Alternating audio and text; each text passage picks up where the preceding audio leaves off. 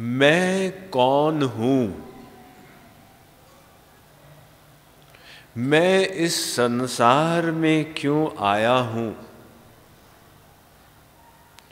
इस संसार को किसने बनाया, क्यों बनाया, यहाँ आकर मेरा कर्तव्य क्या है, मुझे दुख क्यों मिलता है संसार में और मेरे कल्याण का मार्ग क्या है। ये प्रश्न हम सब के सामने है।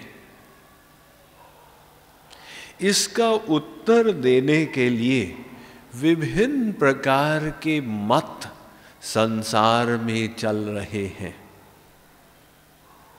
पाश्चात्य देशों में है समाजवाद, सापेक्षवाद, समष्टिवाद, मार्क्सिस्टवाद, कम्युनिस्टवाद, सोशलिस्टवाद, और हमारे ही भारतवर्ष में है अद्वैतवाद, द्वैतवाद, विशुद्ध अद्वैतवाद,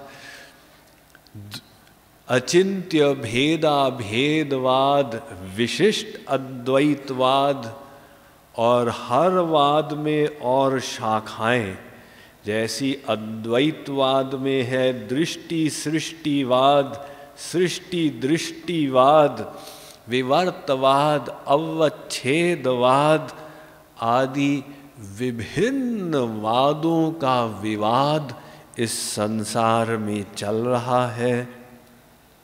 ये बताने के लिए कि मनुष्य के कल्याण का, आनंद प्राप्ति का मार्ग क्या है।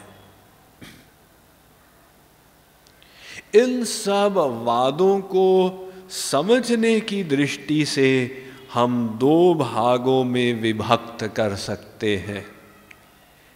एक भौतिकवाद, एक अध्यात्मवाद। कुछ सिद्धांत भौतिकवादी सिद्धांत हैं और कुछ अध्यात्मवादी सिद्धांत। इन दो भागों में समस्त वाद सम्मिलित हो गए। भौतिकवादी सिद्धांत ये कहते हैं कि तुम शरीर हो, शरीर से पृथक कुछ नहीं हो, इसलिए जब शरीर खत्म हो जाएगा तुम खत्म हो जाओगे। तो कर्म आदि पर विशेष उसके फल पर ध्यान नहीं देना है। मरने के बाद कोई परलोक नहीं है, ये जन्म ही सब कुछ है। इस जीवन में जितना भोग सको आनंद भोग लो। ये भौतिकवाद। अध्यात्मवादी कहते हैं कि भौतिकवादी महोदय, तुमने मैं नाम के तत्व को समझा ही नहीं। तुम शरीर नहीं हो, ये तुम्हारा शरीर है। तुम शरीर से पृथक एक तत्व हो जिसे आत्मा कहते हैं। सोल, स्पिरिट, जीव, कई नाम हैं उसके।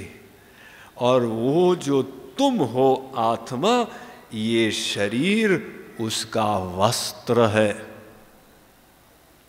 तो जिसको तुम मृत्यु समझ रहे हो वो बस इतनी सी घटना है कि जब शरीर बेकार हो जाता है, ये वस्त्र अब ठीक नहीं रहता, तो आत्मा उस वस्त्र को त्याग देती है। इसे लोग मृत्यु कहते हैं। और नया वस्त्र धारण करती है, इसे लोग जन्म कहते हैं। अर्थात जन्म से पहले भी तुम थे और मृत्यु के बाद भी तुम रहोगे। तुम सनातन हो। तुम्हारी यात्रा कहाँ से शुरू हुई जानो, तुम्हारा लक्ष्य कहाँ है, इसको समझो। तो आध्यात्मवादी एक जन्म की थ्योरी से आगे जाना चाहते और मैं नाम के तत्व पर अधिक प्रकाश डालना चाहते हैं।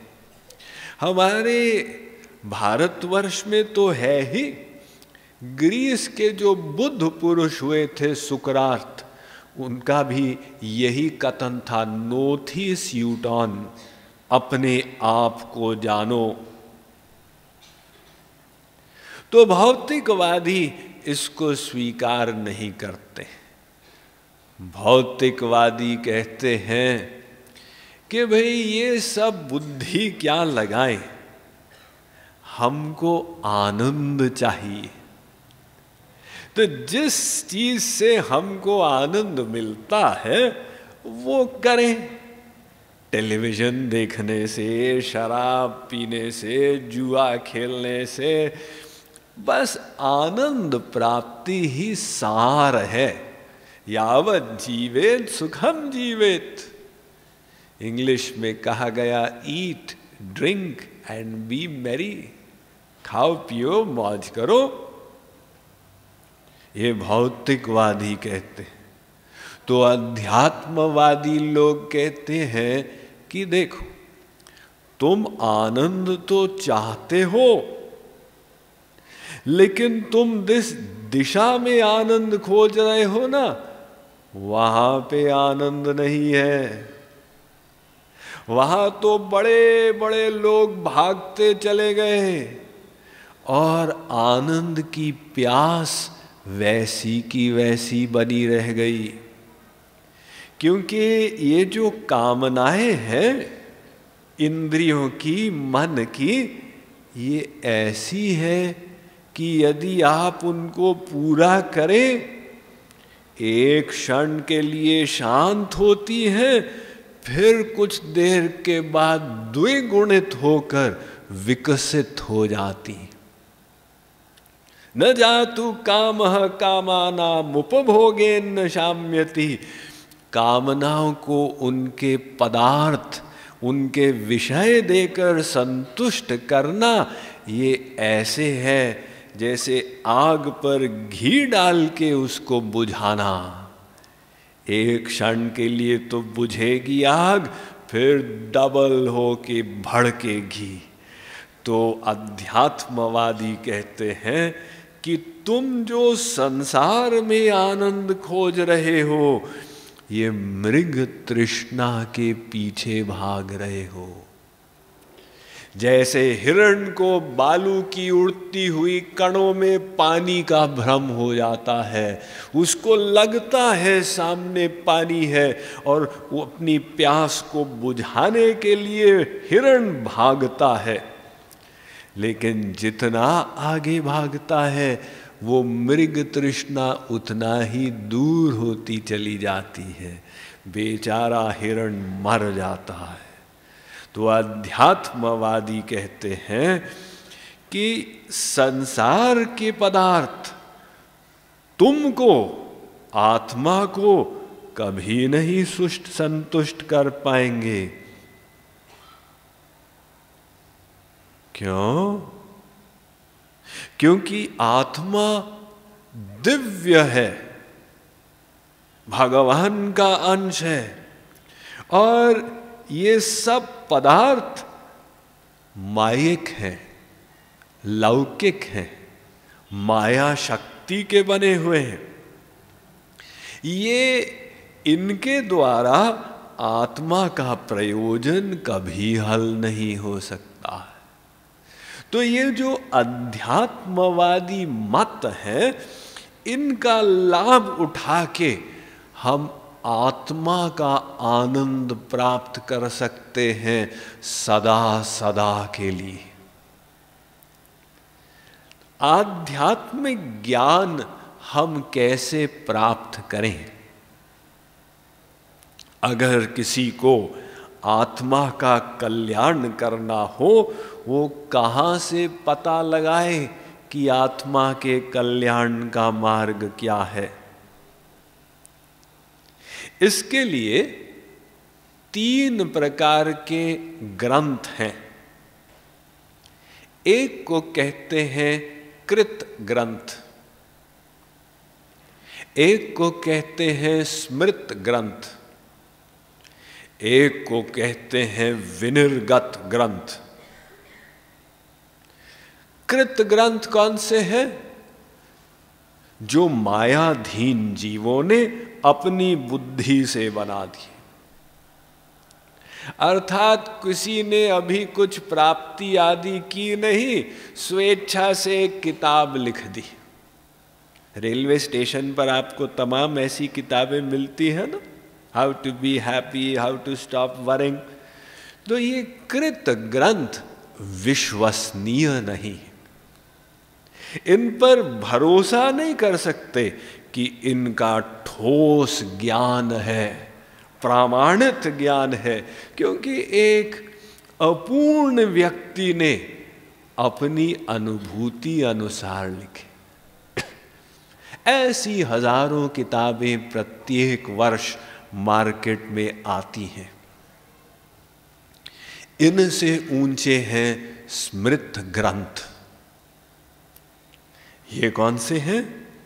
जो ऋषि मुनियों ने ईश्वर प्राप्ति करके और ईश्वर की कृपा से अनुभूति प्राप्त करने के पश्चात लिखे।